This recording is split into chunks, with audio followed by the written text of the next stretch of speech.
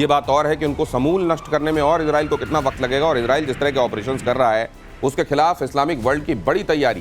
दोहा में अरब इस्लामिक देशों के विदेश मंत्रियों की हुई बैठक। 9 सितंबर को दोहा में हुए इजरायली हमले के खिलाफ इमरजेंसी बैठक हुई।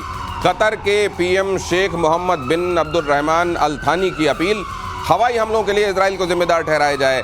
अरब लीग ने कहा कतर अकेला नहीं, हम उसके साथ हैं। ये सॉलिडेरिटी वाकई ये सॉलिड सॉलिडेरिटी है, इसमें वाकई बहुत ज़र्फ है और ये सामने दिखाई भी देगा एग्जीक्यूशन के लेवल पर, या ये सिर्फ सॉलिडेरिटी के लेवल पर ही दिखाई देगा कि हम आपके साथ हैं, हम आपके साथ खड़े हुए हैं, लेकिन उसके बियॉन्ड इसका कोई औचित्य नहीं। कैप्टन शाम, आप कैसे देखते हैं? कॉस्मेटिक्स ही कहूंगा फिलहाल तो मैं, क्योंकि ये पता है इजराइल के अगेंस्ट में कोई खड़ा होगा नहीं, मिलिटरली कोई इसके अगेंस्ट जाएगा नहीं, लगातार लड़ रहा है वो इतने दिनों से और अपनी जो उसकी जो जरूरत है उसको पूरा करता जा रहा है। हाँ, ये लोग इमरजेंसी में पहुंच गए, वहां से जॉर्डन से पहुंच गए, यूएई से पहुंच गए, सऊदी अरबिया से पहुंच गए, कोई सेरेमनी नहीं की उन्होंने, सीधा मीटिंग शुरू की और बहुत ही सीरियस दिखे और यूनाइटेड नेशन तक भी चले गए।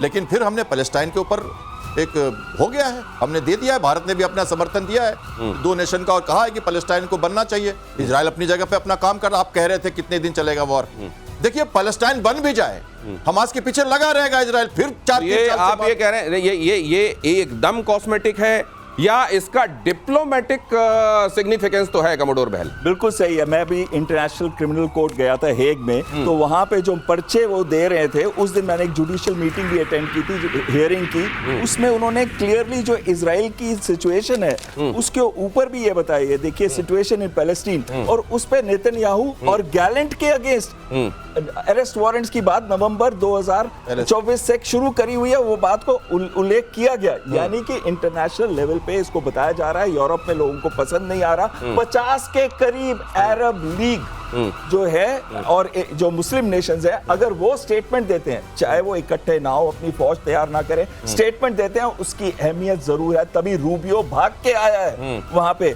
और रूबियो के आने से कम एक चीज तो ये जरूर हो गई है कि वो नहीं चाहते इसकी आग और बढ़े और अमेरिका के अगेंस्ट बातें शुरू हो, क्योंकि वो कहते हैं ट्रंप को गुस्सा क्यों आता है, लेकिन ट्रंप को गुस्सा आने के बाद वो कर क्या रहा है? क्या वो इनके आर्म्स को रोक रहा है? क्या वो हर टाइप की लड़ाई को रोकने के लिए सिर्फ अमेरिकन आर्म्स ही सब जगह चल रहे हैं? तो ये अगर वो रोकेगा तभी इजराइल अटैक नहीं कर पाएगा, ये बहुत जरूरी है, अमेरिका को रोकना है। जनरल सिन्हा, ये क्या इधर एक वाकई एक पोटेंशियल वॉर फ्रंट आपको दिखाई दे रहा है, या ये सब दौड़ भाग तो होगी लेकिन उसके बियॉन्ड इसका कुछ नहीं होगा? देखिए, रूबियो आए थे, जो मेरा आकलन कहता है, मैंने उनको सुना भी है, उनके पढ़े हैं, ये परमिशन कर देंगे कि वेस्ट बैंक को लेने के। गाजा के बाद वेस्ट बैंक शुरू हो चुका है और वेस्ट बैंक की यदि आप हिस्ट्री को देखते हैं तो शुरू में जब शुरू हुआ था इनका अरब इजराइल वॉर शुरू हुआ था 1948 में, तो उसके बाद जॉर्डन ने इसको ऑक्युपाई कर लिया। जॉर्डन 67 तक 6 डे वॉर के बाद ये बना है।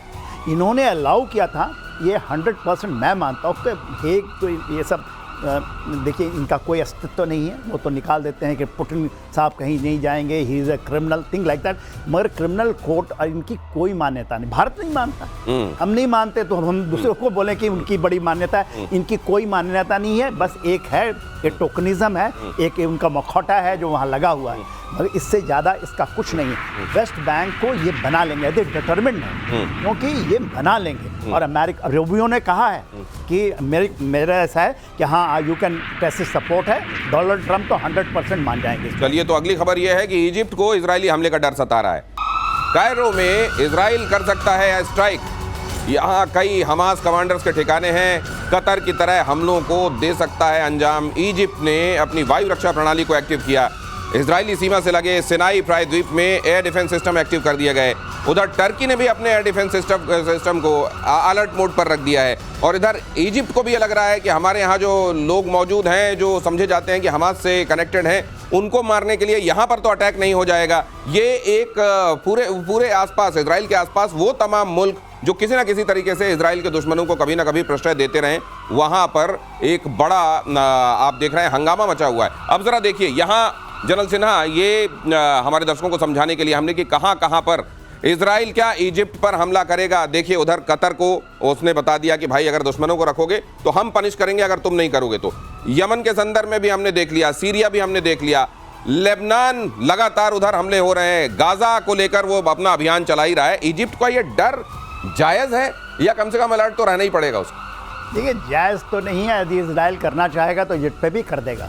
वो कहते हैं सिनाई के अंदर में जो सिनाई डेजर्ट है चाइनीज रडार लगा रखे हैं, क्योंकि चाइनीज रडार से ये नहीं कर पाए कि जब ये लोग जा रहे थे तो बता देते कतार को कि आपके पास आ रहा है। बात यह है कि इजराइल यदि डिटरमिन्ड होगा और उसकी थ्रेट परसेप्शन में आएगा तो वो तो रुकेगा नहीं।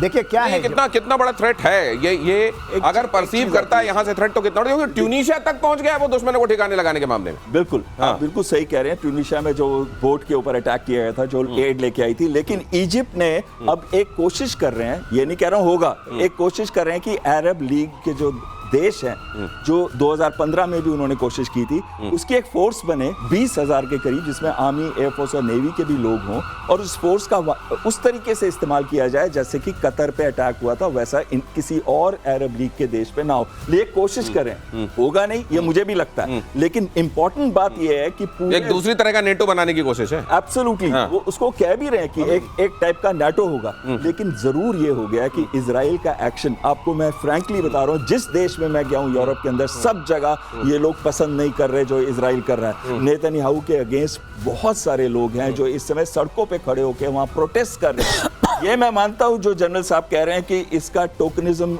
भी है, लेकिन साथ में अब सोचिए, अब अमेरिका सबका दुश्मन बन चुका है इस समय, और उसी साथ में इजराइल को भी आज लोग अच्छी। दो बातें मैं ऐड करूंगा जल्दी से इसमें। पहली बात, अभी जस्ट खत्म हुआ ऑपरेशन जो इजिप्ट में हुआ, जिसमें भारतीय नौसेना का त्रिखंड और हमारे आर्मी नेवी के लोग भी गए थे। बहुत बड़ा एक्सरसाइज था वो, इस फ्रंट के लिए था एक तरह से। दूसरी बात, दोहा पे जो अटैक हुआ, हॉट परस्यूट का, सेल्फ डिफेंस का, उसका डर अब इजिप्ट को है, क्योंकि 7 लाख से ज्यादा लोग पहले ही जा चुके हैं वहां पे, उन्होंने अपने बॉर्डर सील कर दिया था, और अब इसको डर है कि हमास जो वहां सक्रिय है उसके ऊपर अटैक हो सकता है। तो ये प्रिकॉशनरी मेजर है। दो बातें हमें समझना है। और चीन का तीसरा एयरक्राफ्ट कैरियर रेडी हो गया है। अगली खबर यह है कि चीनी नौसेना का फुजियान कमीशन के लिए तैयार हो गया है। फुजियान शंघाई के जियांगन शिपयार्ड से रवाना किया गया। फुजियान चीन का पहला सुपर एयरक्राफ्ट कैरियर है, और ये भी आप समझिए कि ये जो एयरक्राफ्ट कैरियर आपको ये दिखाई दे रहा है, इसमें पहले कभी अमेरिका की नेवी का दबदबा माना जाता रहा है, लेकिन अब नंबर्स के मामले में चाइना न सिर्फ पछाड़ता दिखाई दे रहा है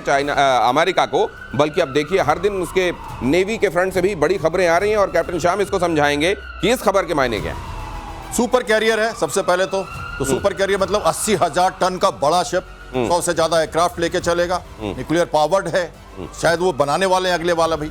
और उसके अलावा जो बड़े जहाज हैं, जैसे अवाक्स जैसे जहाज, जो इलेक्ट्रोमैग्नेटिक कैटापुल्ट लॉन्च सिस्टम जो इसमें है, उसके कारण ये ऑपरेट कर सकेगा। फिलहाल ये अभी कंस्ट्रक्शन स्टेज में है। 2 इनके शिप ऑपरेशनल हैं, लेकिन ये चाइनीज ताइवान स्टेट में जाके साउथ चाइना सी में गया और अपनी इसने एक पहचान बनाई है उस जगह पर, और अभी ट्रायल में इसकी कमीशनिंग नहीं हुई है, और इसमें कोई एयरक्राफ्ट भी नहीं है, ऑपरेशनल नहीं है। लेकिन ये कहते हैं ना फाइट फ्लोट, तो अभी फाइट के मूड में नहीं है, अभी फ्लोट के मूड में है, तो फ्लोटिंग कर रहा है। और ऑब्वियसली ये बड़ा विषय है सी कंट्रोल के लिए, और अमेरिका के लिए एक चेतावनी है जो कि उसे समझना होगा। और अगली खबर यह है कि टैरिफ पर रूस ने ट्रंप को खरी खरी सुनाई है। रूस ने दिल्ली को बताया कसौटी पर खरा दोस्त। रूस ने कहा अमेरिका ने मॉस्को दिल्ली के संबंधों को बिगाड़ने की कोशिश की, लेकिन ट्रंप की भारत को घेरने की कोशिश नाकाम हुई। ये स्टेटमेंट कैसा लग रहा होगा ट्रंप को सुनने में, जनरल सिन्हा? देखिए उनकी तो है ही बत्ती बंद, बत्ती बंद है इन दिनों, बत्ती बंद है। देखिए हम भारत भी और रशिया भी, जब हम कहते हैं कि हम स्ट्रैटेजी हमारी इकोनॉमी है, हम किसके साथ तेल खरीदें ना खरीदें, हम किससे हथियार खरीदें ना खरीदें, अमेरिका आपको कैसे कह सकता है, रिस्ट्रिक्ट कर सकता है कि आप उनसे मत खरीदो। तो ये मुझे याद है अलास्का में मीटिंग के लिए जब जा रहे थे ट्रंप, तो उन्होंने कहा था कि मुझे उम्मीद है कि पुतिन मेरे साथ खिलवाड़ नहीं करेंगे, और पुतिन ने जो स्टेटमेंट दिया है, अब ये ट्रंप फैसला करेंगे खिलवाड़ है या उन्होंने संजीदगी से समझाया। अब भी बात आ जाओ। बहुत धन्यवाद सर आप सबका मेरे साथ यहाँ चर्चा में हिस्सा लेने के लिए। प्रतिशोध में आज इतना ही। नमस्कार। For more of such videos do like, share and subscribe to ET Now Swadesh।